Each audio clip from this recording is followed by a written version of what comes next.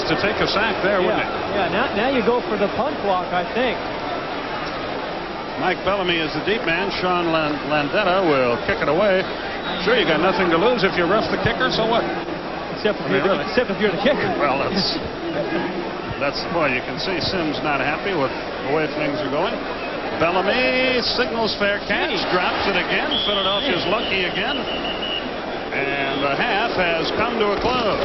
And the crowd is booing the Giants, but they should really be cheering a great Philadelphia defensive effort. And it's still anybody's game. The Giants scored the first 6, the Eagles the last 10. So at halftime, it's 10-6 Philadelphia. We'll be back after this from your local sponsors. Oh! The Nissan Halftime Report is being brought to you by Nissan, built for the human race. Well, you're looking at Giant Stadium. It's jam-packed, and they're seeing a great football game inside there. We expected it from the beginning. Philadelphia leading the New York Giants 10-6. A defensive battle, one that can easily go either way in the second half. And, of course, we'll have all the second-half action for you with Skip and Pat. But right now, let's head back to Atlanta. And Scoreboard is Central, where Ernie Johnson Jr. and Ken Stabler are standing by to fill us in on a great day of action. A lot of wild stuff going on out here, EJ. All right, Fred, you've come to the right place if you want all the scores from today. This is the Nissan Halftime Report. Ernie Johnson along with the Snake, Ken Stabler.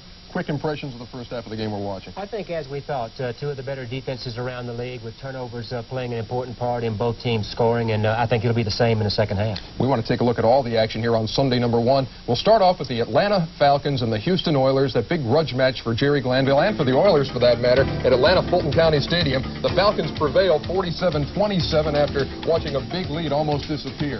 Here's the way they capped it. Warren Moon throwing. Deion Sanders, prime time, picks it off. He'll go 82 yards, 70 of it, high stepping just like that. The sellout crowd in Atlanta just loving it because they are really eating this team up now. Unbeaten during the preseason and now 1-0 with the victory over the Oilers, the final 47-27. Yeah, there goes the flag for too much celebration. No one cares about that. 47-27, Glanville wins by 20. How about a big day for Dillwig today?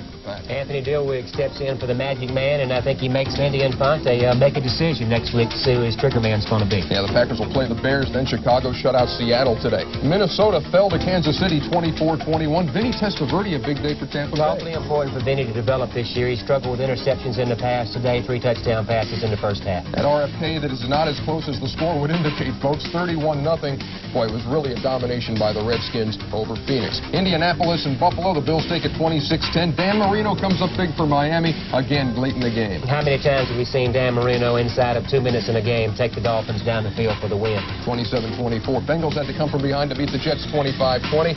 It was Cleveland 13-3 over Pittsburgh. Denver Broncos and LA Raiders, big AFC West head knocker, and your old team won it. Sure, Archie Ellis put fun back in the game for the defense and for the whole team. It looks like the defense is going to have to carry the offense. The quarterback situation is struggling. And the Cowboys have already matched their win total of a year ago, 17-14 over the Chargers. Now, I know that Kenny Stabler has done a lot, seen a lot, done it all. You had a book, the whole bit. Have you ever done a huck and buck? It's kind of personal, Ernie.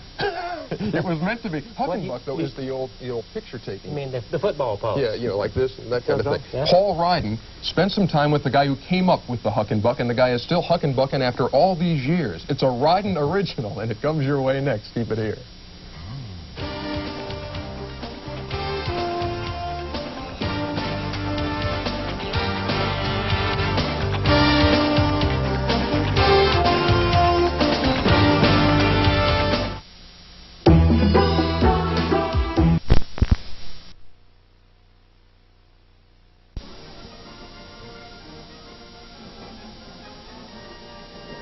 You've seen them. You've imitated them. They are the football poses known as the huck and buck. Don't ask me how they got the name. I've only got 2 minutes. But I can tell you that this man, Brad Bradley, and his father-in-law, Jim Lawhead, were responsible. We do the same moves for linebackers and for running backs that they achieve during a game, and we have studied that to a point of where that we feel like it is a very close facsimile to game conditions. You can never tell by this threesome in Dallas. Former All-Pro Jerry Mays, a Bradley subject since junior high, Hall of Famer and friend Forrest Gregg, and an underrated huckenbucker, me, just to see how it's done. You're pass blocking, and then, Paul, you're coming from this angle. this isn't going to work. What they did on picture day is I don't care who the coach was. They took over. And I'll tell you one thing right now, they wouldn't let you loaf one bit. Set, go! These are the same poses Brad and Jim used starting in 1947. They've become a little passé now, but they serve their purpose. After a while, you learn that they made you look good, and they made good shots so much better than some of the, canned still shots that people had done previous to Lawhead and Brad coming on the scene. I don't know how those other two guys feel, but I think I look like an idiot. You do look like an idiot. Thank you very much, man. But really, how would anybody look who's not a football player? I mean, what if your job called for a Huckenbuck? The frozen yogurt pivot. The pie-in-the-sky pizza toss. The Dewey Decimal Dynamite dive. So you see, this style of photography may make football players look like real studs, but when it comes to the normal person with the normal job... Hey, whoa, wait, what's going on? Ernie the mailman's down there. He's giving out free autographs. He's doing the Huckenbuck.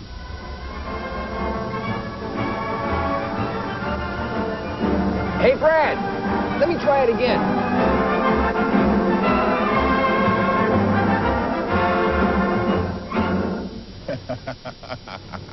Well, I tell you what, maybe we can talk Larry into seeing a Huckenbuck pose out here before you sure. leave today. Good luck. Yeah, good luck with The only matters is this one, the Heisman. After that performance by Ty Detmer last night. Yeah. Well, guys, I think the Eagles should be up 24-10. A couple of drop passes on Cunningham and a terrible call by the official at the end. That was definitely a fumble, as the guys in the booth so aptly announced. I think the Eagles are clearly outplaying them. Anything can happen in the second half. But this has been a Philadelphia half. One turnover here, one turnover there. But I got to tell you guys, we already know who the team of the 90s is, because Kylie told us. Who is the team of the 90s? San Francisco? There's no question about it. The Dallas Cowboys are the team of the 90s. The Dallas Cowboys are the team of the 90s. Why? Well, I'll tell you why. What they're doing down there, accumulating speed. Jimmy Johnson is a speed merchant. He did it at Miami. He's doing it in Dallas. Now, Dallas did beat the Chargers today. They beat them when the Chargers tried a fake punt. And Dallas figured it out. Now, when I say team of the 90s, we're not talking about this year. We're not talking about next year. I'm talking about by 1993, they've made some brilliant trades. They got rid of Herschel Walker, great trade. They picked up Troy Aikman, also a great pickup. Steve Walsh, I think, was an excellent pickup. They've taken care of the quarterback position for 15 years, and when they get some big men and get that speed rolling, the team of the 90s. That's too much. Hey, Sport Magazine said that the Falcons would be the team of the decade in the 80s. 94 losses and 8 coaches later, they're a decade behind. We'll have to wait. We'll catch up. We got to find out who the team of the night is here in New Jersey as the Giants are taking on the Eagles. The Eagles are leading the game right now 10-6, and we're going to take a look at some of the halftime highlights when the Nissan halftime report continues. So stay with us. We'll be right back.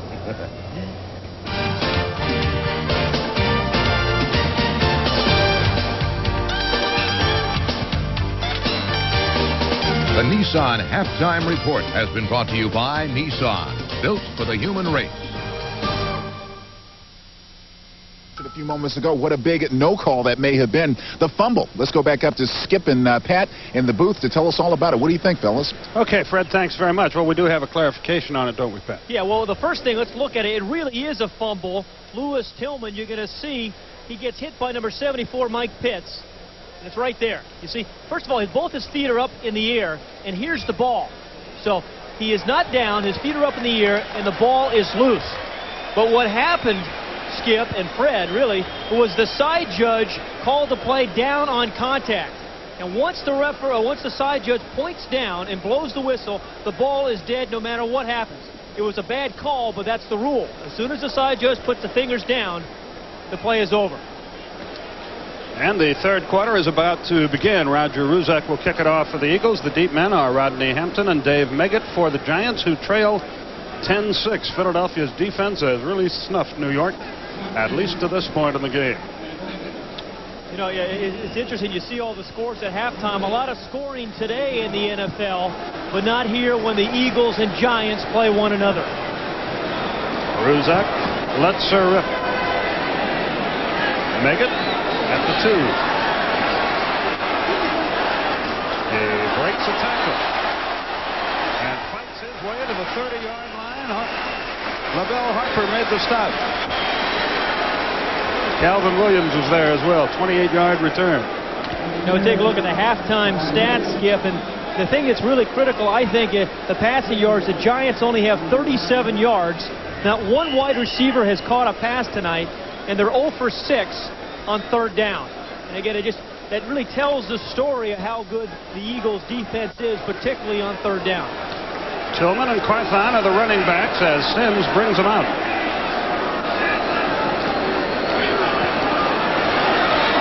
He's going to run. Pitts is after him. Pitts has got him for a loss of a yard. Mike Pitts the stop.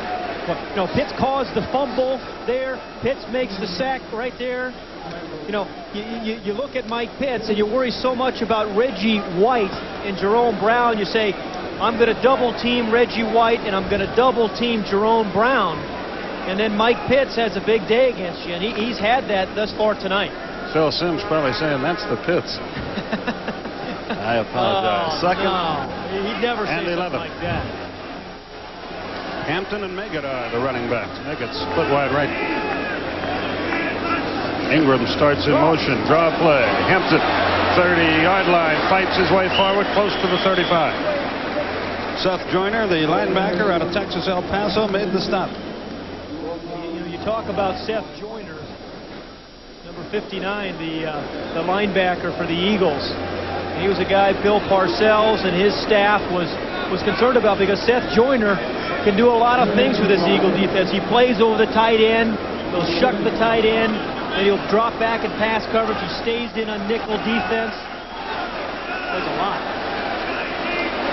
4 wideouts in the game for the Giants. Possession play, 3rd and 5. Sims has time, has a man complete. It's Odessa Turner across midfield, out of bounds at the 47. Ben Smith ran him out, but not before. The Giants pick up their first down in a while. Yeah, and the first reception by a Giant wide receiver, and that's Odessa Turner. There's a lot of small receivers out in the league now, and it seems to be kind of the vogue in the run and shoot, but what you like about Odessa Turner, he's a big receiver. He's 6'3", he's 205 pounds. He'll go over the middle for you. He can break tackles. Meggett wide right. Mark Ingram wide left. Turner in the slot left. Sims to put it up. He has time. Complete. It's Hampton. Breaks the tackle. Great move. Inside the 35-yard line. Rodney Hampton, his change of direction speed is what makes Rodney Hampton special. And his vision. I mean, he has a sense of where he is, where other people are on the field. Now, they knew he was a good runner, the Giants did when they drafted one. What they've really been surprised with has been his receiving and his blocking. Jerome Brown is the Philadelphia player shaken up on the play, but he's on his feet now. Yeah, I tell you play against Jerome Brown for 4 quarters, and it's like one major root canal. I mean, you were talking he's about a man. You were talking about Seth Joyner a moment ago. All Buddy Ryan says about him is he's the best linebacker in the NFL. That's you're right. A pretty good statement. I don't know if everyone would agree, but he must be a very good one. Number 99 in the middle of your screen looks like he just kind of jammed his right knee into the ground. And he doesn't wear many pads. No thigh pads, small shoulder pads. Mike Golick in to take his place. From the 35, 1st and 10 for the Giants. The give is to Lewis Tillman. Nothing there. He gets perhaps 3. Reggie White in on the stop. Well, that was a nice play by Reggie White. At first it looked like Doug Riesenberg, the right tackle, had him blocked. But he just kind of pushed the pile, pushed Riesenberg back into the play, and then made his... Watch 72. Riesenberg actually comes around on Seth Joyner. And then Seth Joyner comes off that block, and it's Joyner and Reggie White making the play. Another Eagle is down on the deck. And a timeout is going to be called here by Gordon McCarter. So we'll check on the injured player and be back after this. It comes from your local sponsor.